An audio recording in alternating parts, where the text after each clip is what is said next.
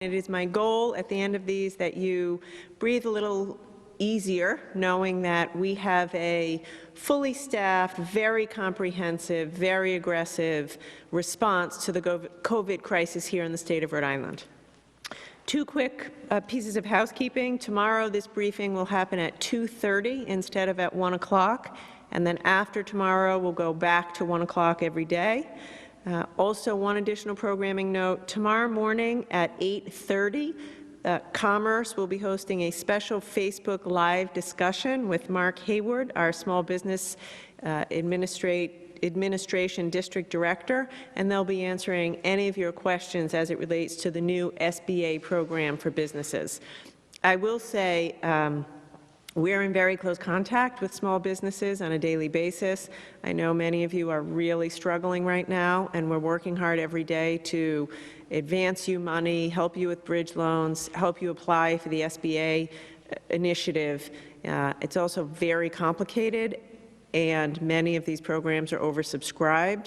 So if you're a small business and feel that things are confusing or you need a hand, I would urge you to go ahead and join tomorrow morning, 8:30 a.m., the Facebook Live discussion, and it will be primarily focused on the new SBA program. Today, I'm very sad to report another 3 deaths here in the state of Rhode Island as a result of coronavirus, bringing us to a total of 30 deaths in Rhode Island. We have 147 new cases, bringing us to a total of 1,229 cases. And at this point, we have 123 people in the hospital.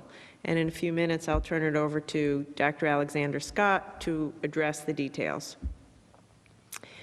I want to begin today with another very serious reminder that at this point in the crisis, everybody needs to be keeping a journal of their contacts.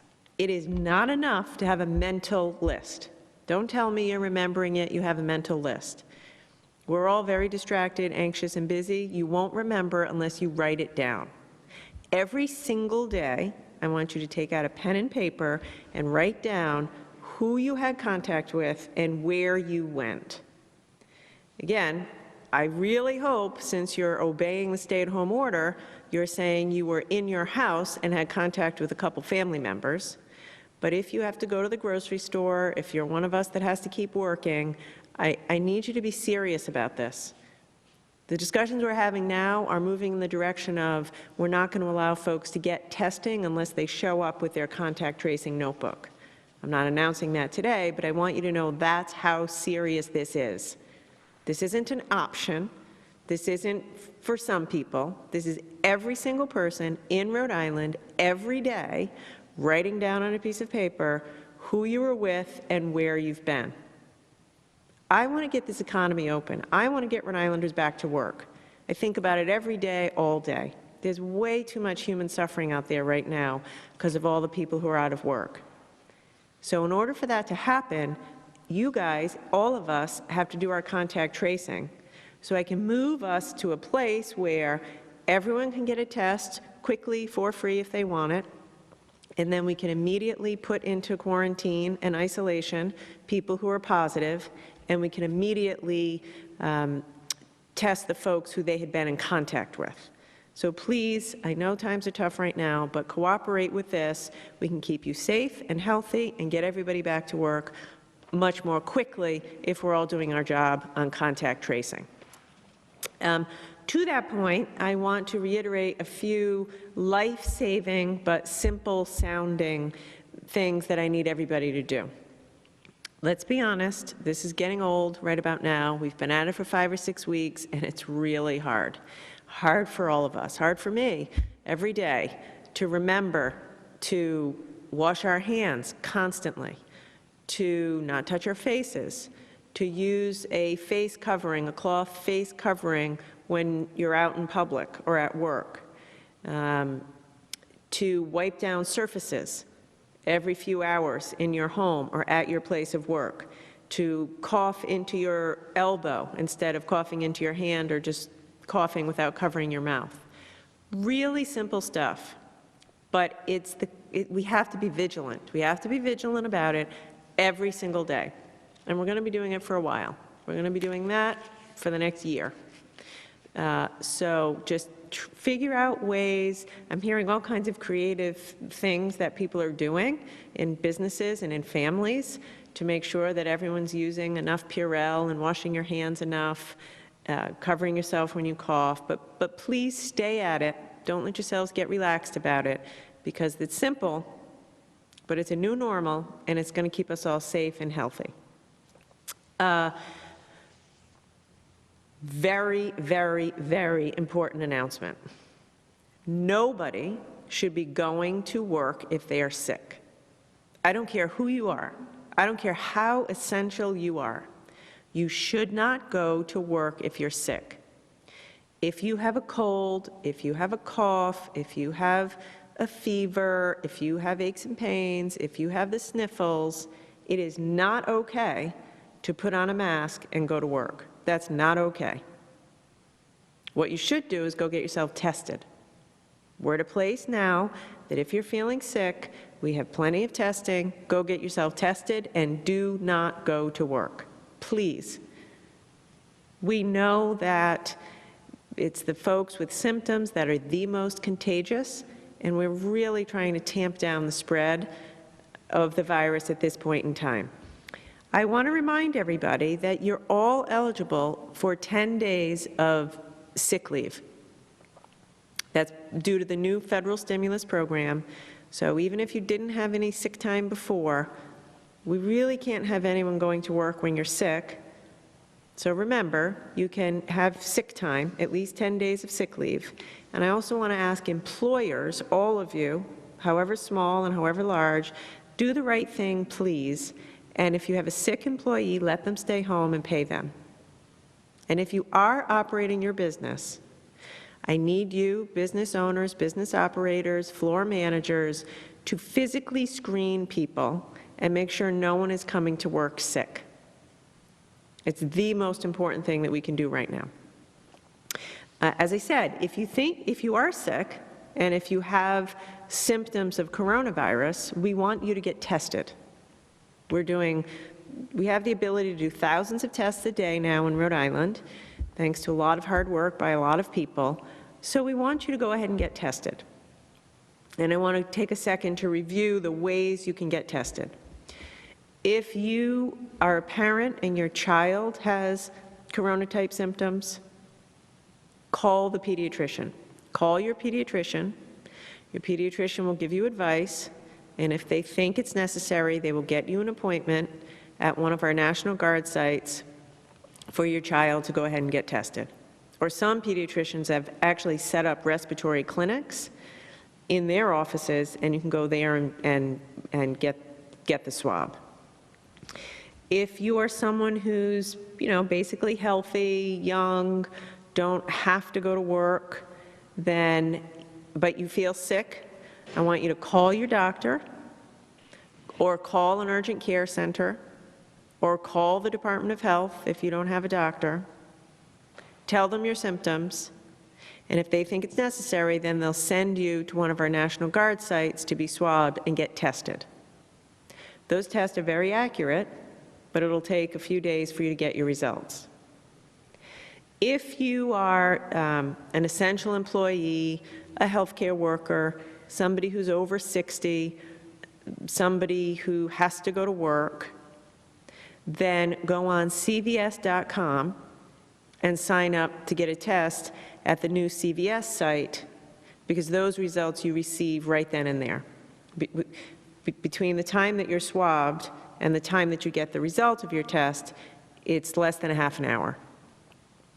A quick note on that, yesterday statewide, we did about 1,800 tests. I want to see that go up. I want that to ramp, because I know I've been asking you to hold off, but now to all the PCP, all the primary care providers out there, all the pediatricians, urgent care, you at home, let's go ahead and get tested so we can figure out exactly where we are with this virus, and also we can, isolate you if you are positive.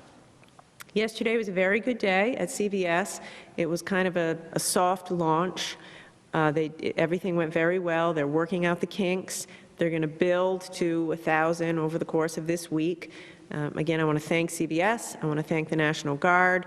I want to thank National Grid. They powered up that site pretty much overnight, Sunday night, and that was no small feat. So thank you, National Grid. Thank you to everybody who's there working and making this happen.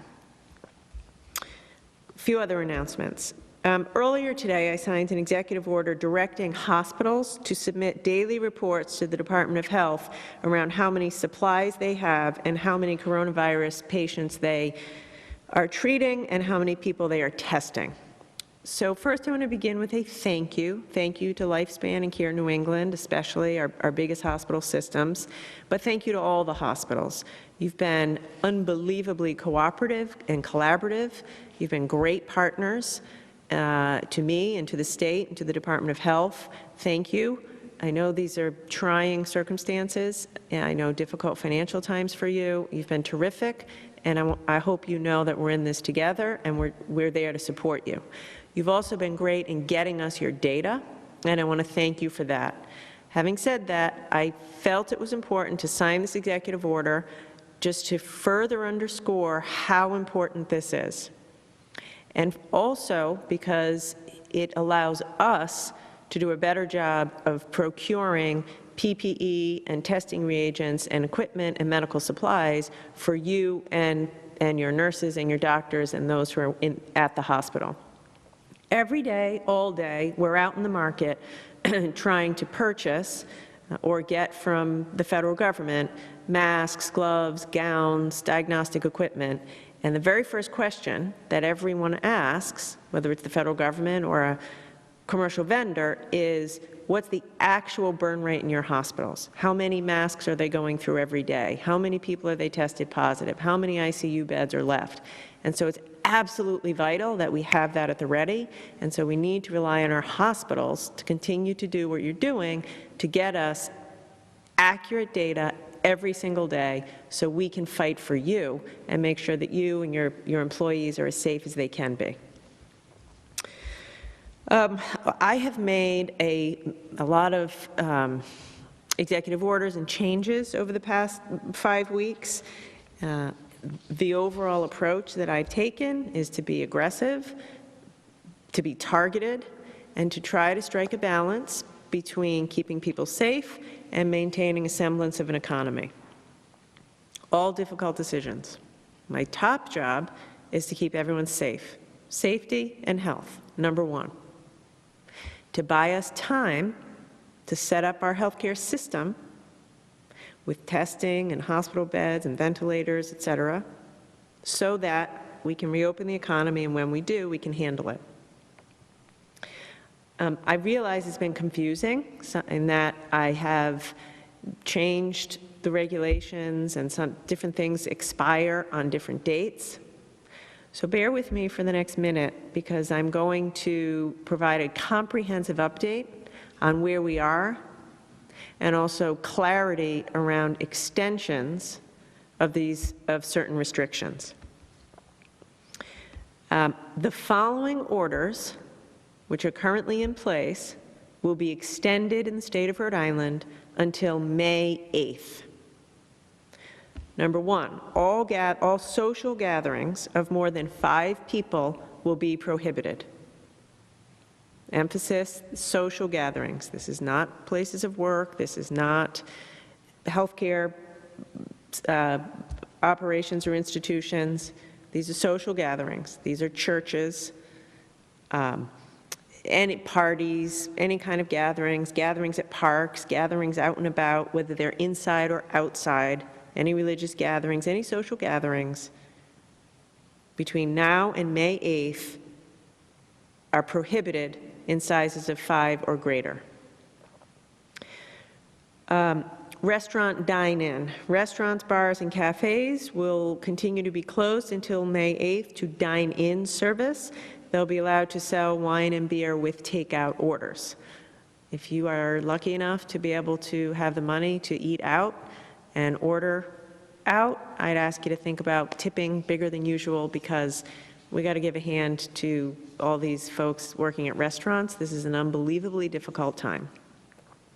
Business closures, public recreation and entertainment businesses, which is theaters, cinemas, bowling alleys, museums, and zoos, as well as all close contact businesses, hair salons, nail salons, barbershops, tattoo parlors, gyms, and yoga studios will remain closed until May 8th. Domestic and international travel. Anyone returning to Rhode Island from domestic or international travel by any mode of transportation must self-quarantine for 14 days.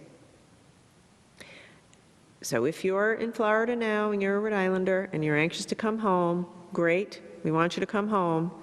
Please know you are ordered the minute you step off that plane into quarantine. The same goes for anyone driving here from another state. If you have a second home in Rhode Island and you live someplace else, come, use your second home, but the minute you drive into the state of Rhode Island to stay here, to live here for non-work purposes, you are ordered to be in quarantine for 14 days until May 8th. Open Meetings Act, I'll continue to suspend the provision of the Open Meetings Act that prohibits meetings taking place by phone or video conferencing as long as these meetings are still make allowance for public access. Telehealth. Health insurers must cover telemedicine for all forms of care, primary care, specialty care, mental health care, and behavioral health care until May 8th. All forms of telehealth, that's just a simple phone call as well as a video capability, and must continue to pay for these services in the same way that you would for an in-person visit. Gun permits, in keeping with the request from the Rhode Island Police Chiefs Association, I will be extending the time period that law enforcement has to complete a background check for a gun permit from 7 days to 30 days until May 8th. The following closures I am extending indefinitely until further notice. The State House will continue to be closed to visitors indefinitely. Nursing homes, hospitals, the ACI, assisted living are not allowed to have visitors at all for any reason until further notice. State parks and beaches are remaining closed until further notice. All state-based customer services, so that's Department of Labor and Training, Health Source RI, DHS, will remain online only. I'd like to make a special thank you to my own team at DHS and DLT and HSRI. You've moved mountains to make this happen, and you've done a beautiful job, so thank you. The DMV will remain open by appointment only, and all road tests are suspended indefinitely. The casinos are closed indefinitely. I will have announcements about schools and child care centers in the coming weeks. So I hope that clarifies everything, and I hope members of the media can post all of that information. The tax filing deadline is coming up, so I just want to remind everybody that I have moved the tax filing deadline for individuals and corporations from April 15th to July 15th. So you have until July 15th to file your taxes. I followed the federal government's lead. I would say, if you're able to pay your taxes on time, please do it. Just like I'm saying, if you're able to pay your rent, please do it. If you're able to pay your taxes, please do it. It's a very difficult time to continue to balance the state's budget, and so if you're in a position to pay your taxes by the 15th, I'd ask you to do that. If obviously you can't, and many people can't, July 15th is the official deadline. I want to take a second to address unemployment insurance. It's coming up a lot. First, I want to begin by just reassuring everybody that I hear you. I hear you on this, and I'm on it. It's such a difficult time right now for Rhode Islanders. So many people are unemployed. So many of the people who are unemployed are folks who live paycheck to paycheck as it is, and now all of a sudden they've been out of work for weeks. And I really wish that didn't have to be that way. And we're doing everything we know how to do every day to get you back to work quickly. Unemployment insurance is now, as of today, 8 o'clock this morning, unemployment insurance is now available to essentially everyone in Rhode Island. So even if you are an independent contractor, you work for yourself, you own a small business, you have a hair salon, you previously couldn't collect unemployment insurance, I want you to file now for unemployment insurance because you're now eligible. It's still taking us a while to process these claims. To give you a feel for it, since March 9th, when we started this, we've received over 100,000 claims. We've never seen anything like this. 105,000 claims as of early this morning. We have processed more than 70,000 of those claims. The ones that take the most time are the ones where the application isn't complete, there's a discrepancy of information, maybe the Social Security number is incorrect, and those are the ones that require a human being at the Department of Labor and Training to go through the details, and that takes us longer. We're working on improving. Right now, as I said, it still takes between 7 and 14 days from when you file to when you'll get your check. We are working on technological solutions. We hope to have faster, better technology to process this more quickly and to streamline it. And we're also trying to figure out how to have more people to help us do the work, or maybe change the workflow so there are fewer steps in the process. So I'm asking for a little bit of patience at a time when I realize you're probably out of patience.